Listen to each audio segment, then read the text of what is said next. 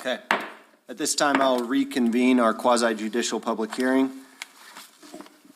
And at this time, I'd like to move that, to certify that the matters discussed in the closed session were limited only to those specified in the motion for closure. Second.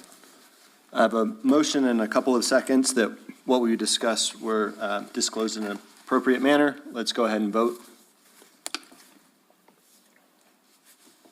Commissioner Ball? Aye. Commissioner Hall? Aye. Commissioner Michelina? Aye. Commissioner Aye. Commissioner Byers? Aye. Commissioner Williams? Aye. Commissioner Richardson? Aye. Okay. Great. So we're coming back from executive session. For the commission, any questions for the applicant or other comments? Okay.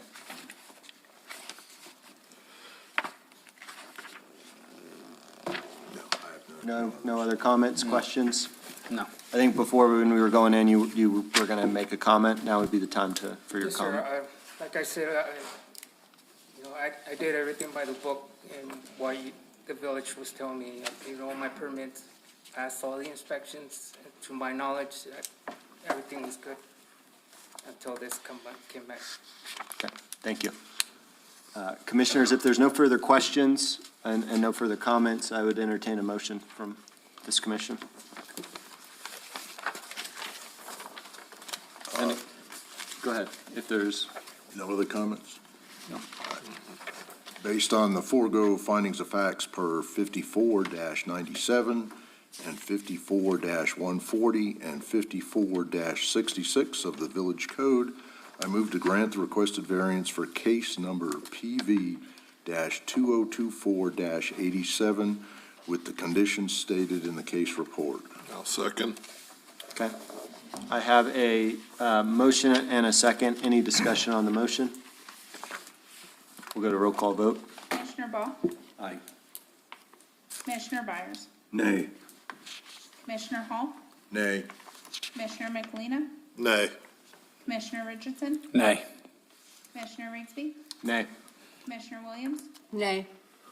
Motion does not carry with 6 negatives and 1 positive vote. Okay. Thank you, Stephanie. Do you want reasons for the no vote now, or do you want to wait? Okay. I'll speak, and then if any others want to chime in. I did not believe that the variance request or the applicant displayed an appropriate hardship based off of lot size, location, or knowledge to the rules and recommendations provided by the village. Any other reasons for denial from the commission? That sums it up. Okay. Like What what? hardship? No hardship. No hardship. Great, thank you. Thank you, sir, for your application. What does that mean? I'll meet with you right outside, too. Michael, we're good to continue while you're? Yes, sir. Okay. All right. Moving on to the next request. I believe it is CU 2024-88.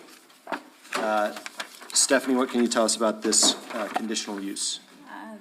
So on this case, we do have a conditional use to construct a second single-family dwelling located at 144 Brady Canyon Drive, a portion of the Gibson Tract in Range 13 East, Township 11 South of Section 21.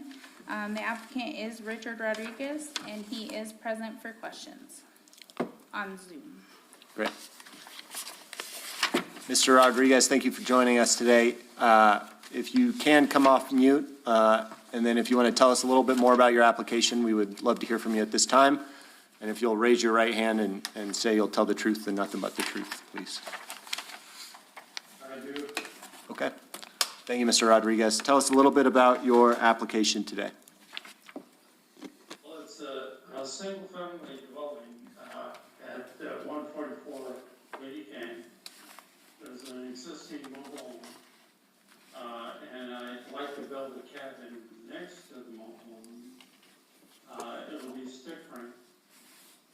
It'll be approximately 100 over 1,000. The 7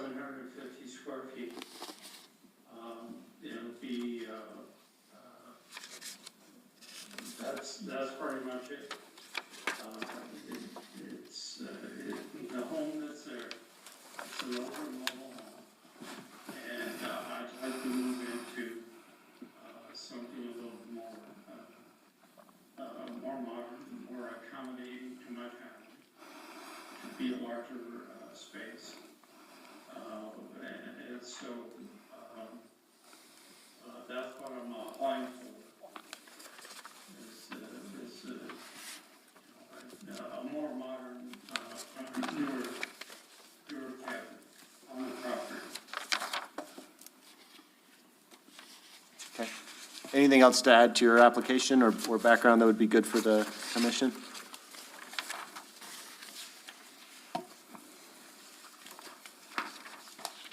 Sorry. I was seeing if there's anything else to add. If that's all you got, then we'll open it up to public comment. That's pretty much it. Okay. All right. At this time, we'll open it up to public comment. If anybody would like to comment on this item? I don't think so. I think you're here for the next one, right? Okay. All right. Seeing none, we'll close public comment for this item. And then just a recap for that, 23 letters were mailed, 2 letters were returned as insufficiently addressed, and 0 comments were received. Okay. Thank you, Stephanie. Commissioners, I'll open it up for the board for questions for the applicant or for staff. I'll start with one really quick. So this is for an application for an additional single-family unit home. It's really for an additional dwelling unit, an ADU, is what it falls underneath for the code, correct? Under our code, it's considered a 2-family dwelling. 2-family dwelling. Okay.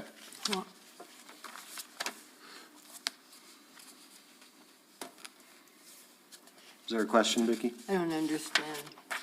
Why are you saying it would be you mean a 2-dwelling placement on a single lot? Is that what you're talking about? It's dwelling units that would accommodate 2 families. 2-family dwellings can be separate or together. Oh.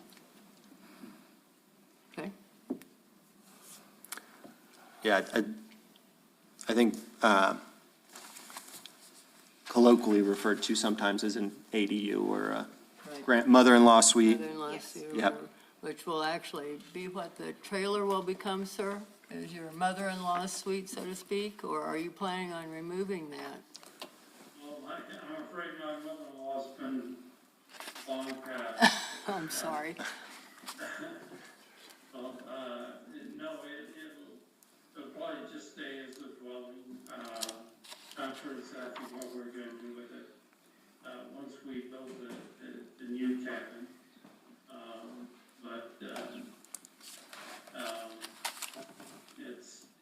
be, basically, just another house on the side of a new house. As to whether it's gonna be used for rental, or whether it's gonna be used for storage, I can't say for now.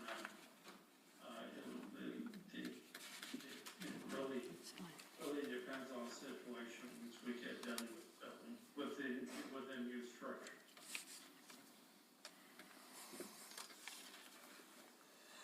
Okay, thank you, sir. Other questions for the applicant? Yeah, is the existing home on sewer or septic? It's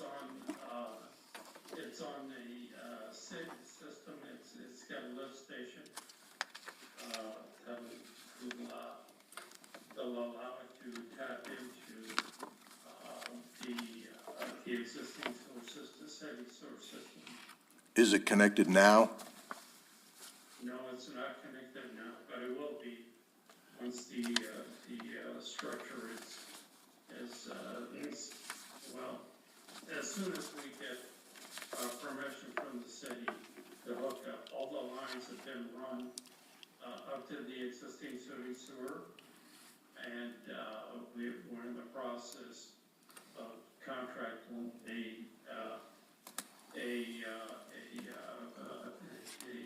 plumbing contractor. Well, not a plumbing contractor, but a company. I'm not sure whether he's a license or not, but he has run lines up to the city sewer, and they will be connected as soon as the city allows. It's a matter of hooking up a lift station to the existing sewer lines that this contractor has run up to Brady Canyon manhole. Okay, the plat you submitted shows an easement to your property. It affects your property and two others. Is that a formal recorded easement, or how is that with the other two property owners? Because I don't see a statement from them saying it's something. It is a formally recorded easement. Okay, That has been recently updated by Hartgrove Survey. is the house occupied, the trailer occupied at the present time? We occasionally go out there, very rarely. We might be out there once a month if that.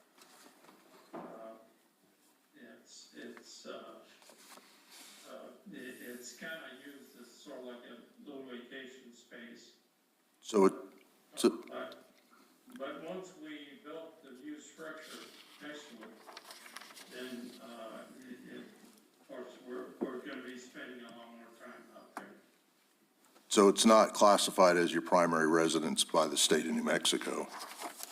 I wouldn't call it a primary residence, no. No, I'm planning to retire and spend a lot more time in the Ruidoso area. Here soon, within the next year or two.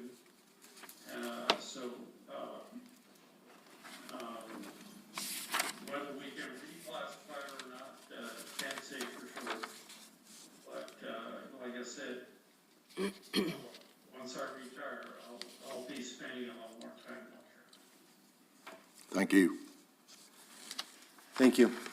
Other questions for the applicant? Or for staff?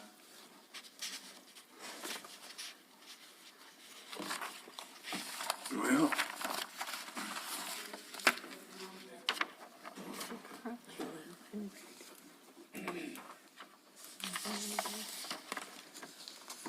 it says that build, Yeah, that's why I asked the question. One of the requirements for the conditional use for two-family dwellings is one of the dwellings is owner occupied as their primary residence. Second is only for long-term rental. And then there's three other classifications for it, but it doesn't meet the primary one for getting a conditional use permit, since it's not his primary residence.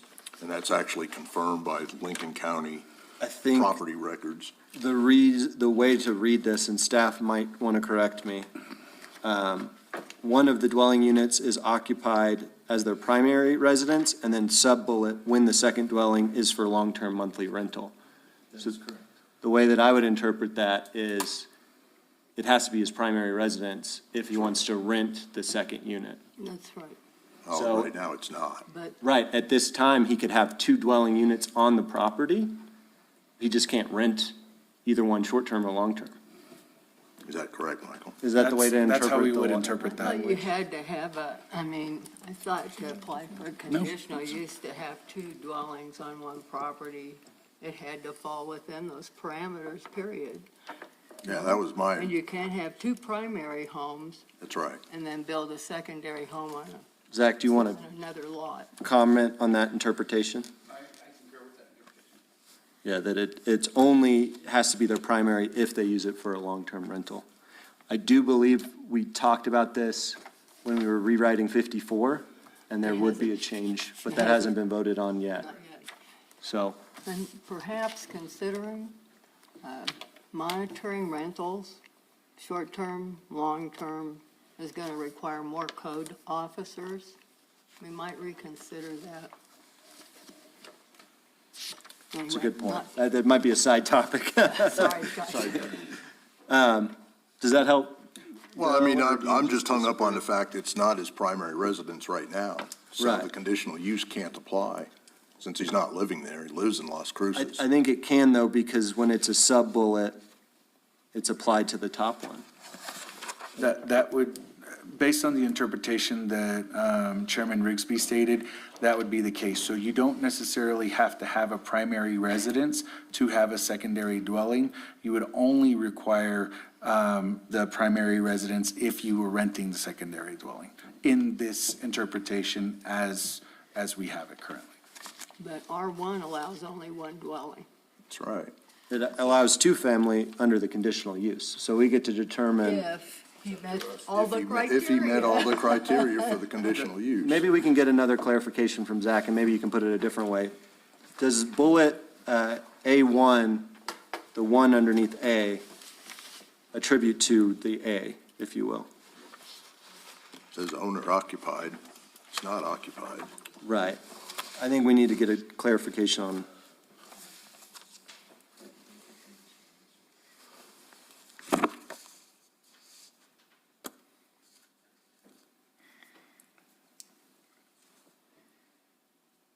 Maybe. So conditional uses of, in the R1 district are two-family dwellings. Provided the following conditions are met. One of the dwellings is owner occupied as their primary residence. That's right. Period. Not attributing the second dwelling is for long-term monthly rental. One, when the dwelling is for long-term monthly rental, notwithstanding the fact that that's not a complete sentence.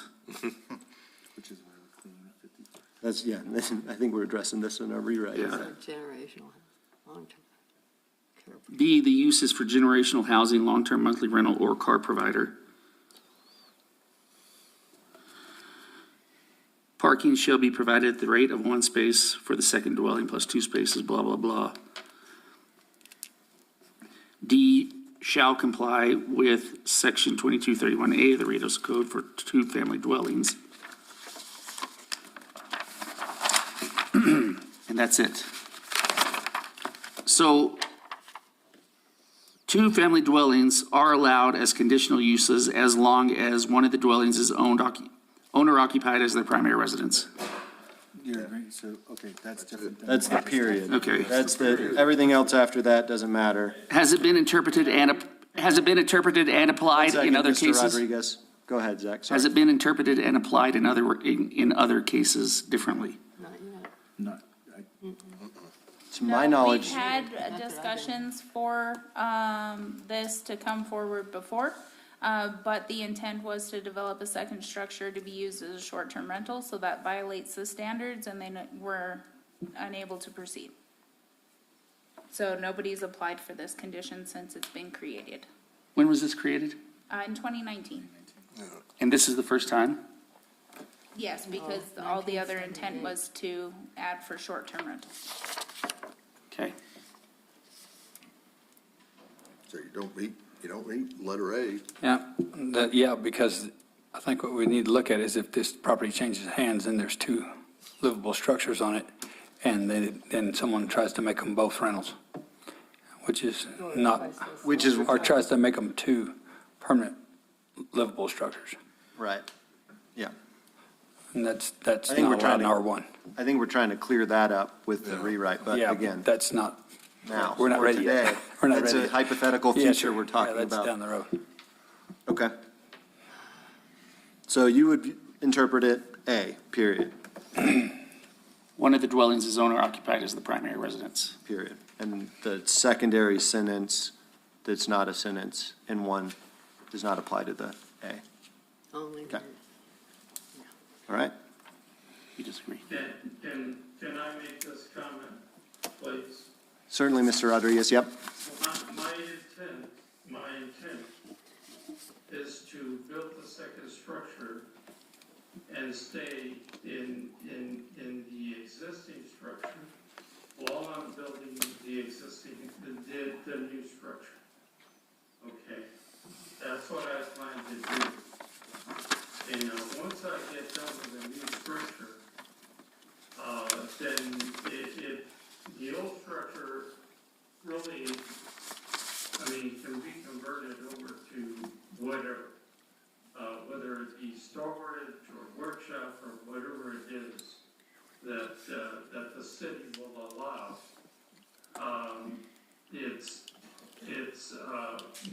that's really what I want to do. I want to be able to. Yes, sir.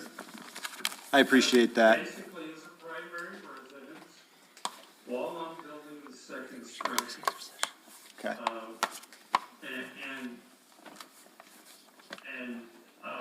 You know, once I'm completed with the second structure, if you want to make it a condition that I convert the existing structure to some other use, once I complete the new structure, then that's fine with me. Okay. And, Thank you for that. Yes, sir. I would entertain a motion to go to executive session from the commission. Somebody wants to read it? I think it's- There, I'll go. Okay. Pursuant to NMSA 1978, Section 10-15-1, H3, the Planning Commission reserves the right to close this public meeting and enter into a closed session for deliberations in connection with any administrative adjudicatory proceedings contained in this agenda.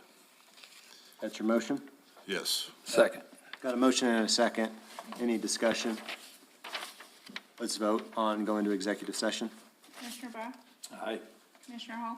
Aye. Commissioner Michelina? Aye. Commissioner Rigsby? Aye. Commissioner Byers? Aye. Commissioner Williams? Aye. Commissioner Richardson? Aye. Motion carries. We'll dismiss in executive session and come back.